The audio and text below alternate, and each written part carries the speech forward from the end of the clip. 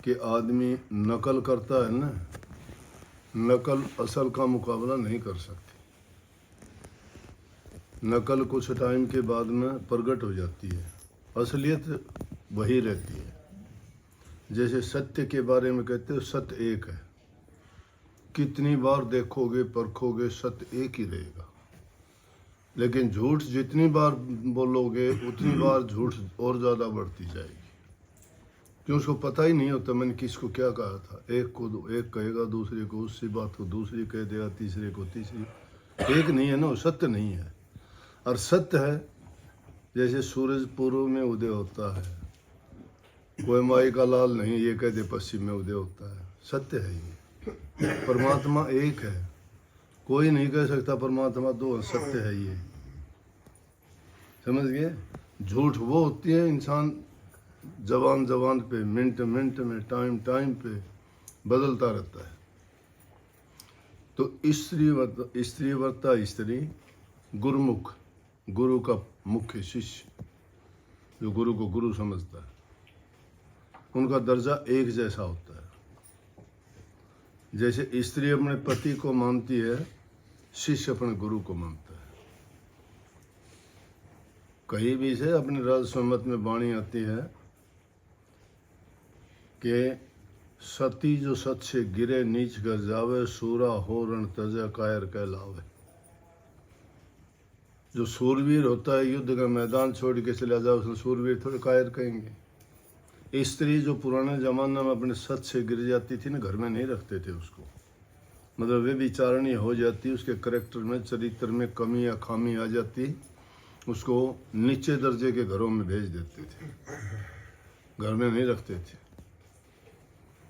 तो मैं आपको बताऊं तो पतिव्रता स्त्री क्या होती है। पतिव्रता स्त्री में ये शक्ति होती थी कि उसने तो सूर्य तक को रोक दिया अपने पतिव्रत धर्म के कारण। सावित्री अपने पति को यमराज से छीन के वापस ले आई। दुनिया में कोई मिसाल ऐसी मुश्किल मिलेगी।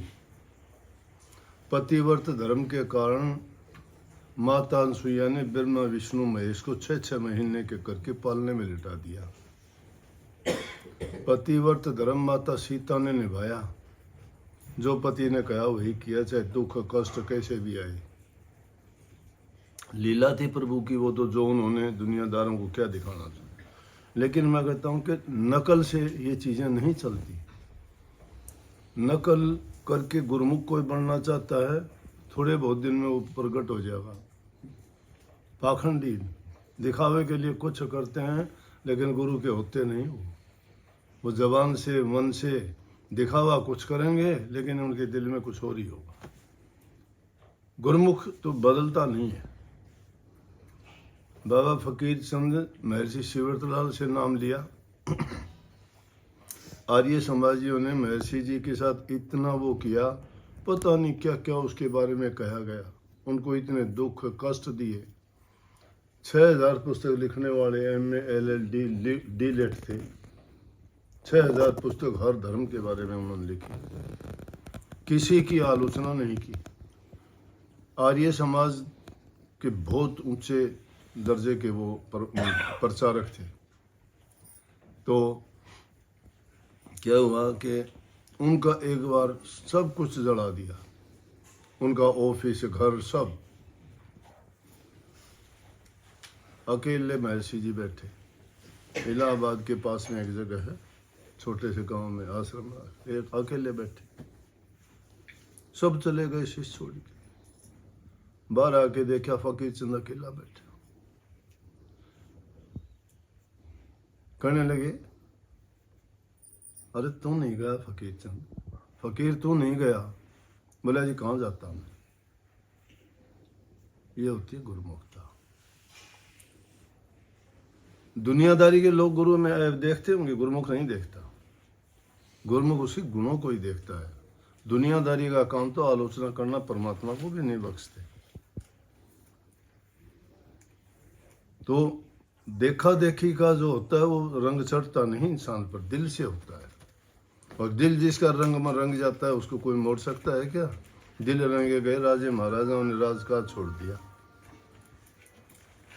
राजा भर्तरी ने छोड़ा, गोपी चंद ने छोड़ा, बलख बुखारा के बादशाह ने छोड़ा, महात्मा बुद्ध ने छोड़ा, महावीर स्वामी ने छोड़ा।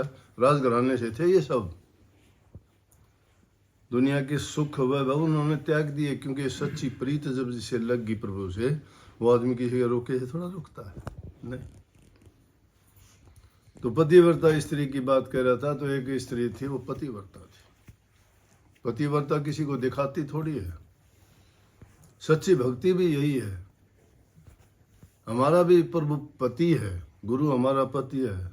राधा स्वामी कहते हैं, राधा स्वामी मात पिता पति मेरे, सारे संबंध है हमारे उनसे। राधा स्वामी मात पिता पति मेरे, राधा स्वामी चरणन सुख घनेरे, राधा स्वामी बिन कोई नहीं बाचे, राधा स्वामी हैं गुरु सतगुरु साचे, राधा स्वामी दया करें जिस जन पे, सोई बचे शब्द धुन सुन के, दीन दयाल जीव हितकारी, राधा स्वामी पर छिन छिन बलिहारी। कैसे गुरु पर छिन छिन बलिहार जाऊं? क्या समझेंगे दुनियादारी के लोग? माया के पुजारी, इंद्रियों के गुलाम, दुनियादारी के भिख मंगे। भक्ति की झोली जिसकी भर जाती है, वो इंसान वो जानता है भक्ति क्या चीज है। तो वो स्त्री अपने पति का इंतजार करती है। वो घूमने के लिए बाहर गया है। वो पीछे से अनाज कूट रही है, और उसने देखा कि एकदम उसके पति जब दरवाजे में दिखा, तो जब वो कूटने वाला जो होता है, मुसल बोलते हैं उसको, लकड़ी का, जब वो ऊपर ले जा रखा था, उसने देखा पति आ गया, वहीं छोड़ दिया। और पतिव्रत धर्म के कारण वो हवा में यूं का यूं रुका रहा। वो स्त्री गई, अपने पति को कुल्ला करवाया, उनको मतलब जल दे के और आई, और वापस उसको लेके और फिर अनाज को कूटना शुरू कर दिया। पड़ोस में जो आदमी था वो देख के बोला अपनी पत्नी से, बोले आज तो एक काम मैंने देखा अजूबा। बोले क्या अजूबा देखा? ईर्ष्या थोड़ी ही ज्यादा होती है स्त्री जाति में, ये भी बात है। जितने गुण ज्यादा है, एक आध अवगुण भी है। ये तो हरेक में ही होता है। गुण है वहाँ अवगुण है, जहाँ पुण्य है वहाँ पाप भी है, जहाँ सत्य है वहाँ झूठ भी है, जहाँ लाभ है वहाँ हानि भी है, जहाँ जन्म है वहाँ मृत्यु है।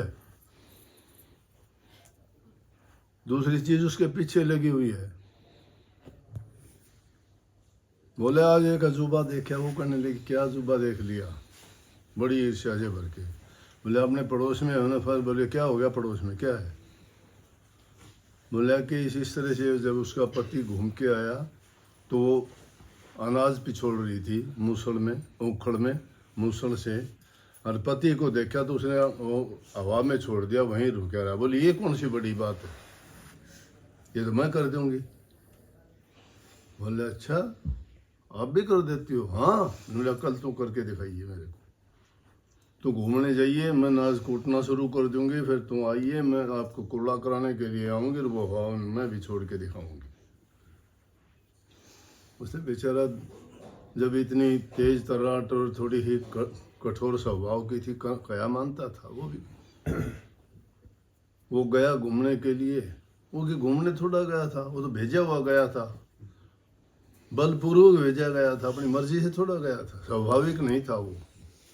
जो स्वाभाविक रूप से नहीं करता वो बदलता है। जिसका स्वभाव है वो किसी के कहने से नहीं बदलता।